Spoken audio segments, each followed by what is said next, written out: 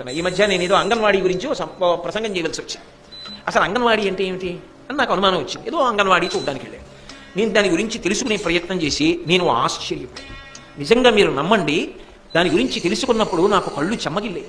ఇంత పవిత్రమైన ఉద్దేశ్యమా అని. కటిక పేదవాళ్ళు ఉంటారు, వాళ్ళు గర్భిణీ అవుతారు. గర్భిణీ అయినప్పుడు అయ్యో మనం ఇంత పోషకాహారం తినాలని కానీ, ఇంత పప్పు తినాలని కానీ, ఏదో వారానికి ఒకసారి కోడిగుడ్డు తినాలని కానీ, ఓ పండు తినాలని కానీ, ఈ రక్త పరీక్ష చేయించుకోవాలని కానీ వాళ్ళకి ఏమీ తెలియదు.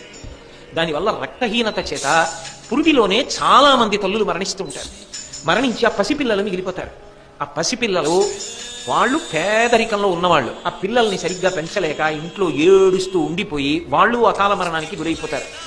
70 సంవత్సరాల స్వాతంత్ర్యం తర్వాత కూడా పరిస్థితి ఇంత దుర్భరంగా ఉంటే అంతకన్నా అవమానకరమైన విషయం ఇంకోటి ఉంటుందా? దానికి ప్రతి చోట ఒక తల్లి పదవిని సృష్టించారు. 1000 కుటుంబాలకి ఒక తల్లి కింద అంగన్వాడీ కేంద్రాల్లో.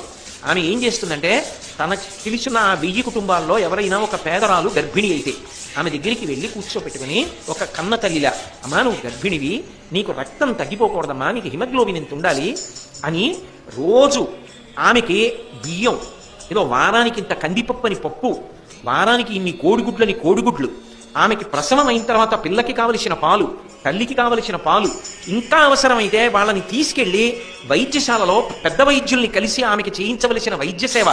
ఈ దేశంలో తల్లి మరణించకూడదు బిడ్డల్ని కలిసి.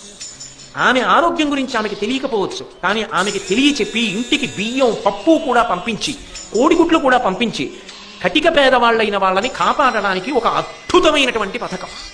అసలు అటువంటి పథకం ఉందని కూడా మనకి తెలియదు చాలా మంది.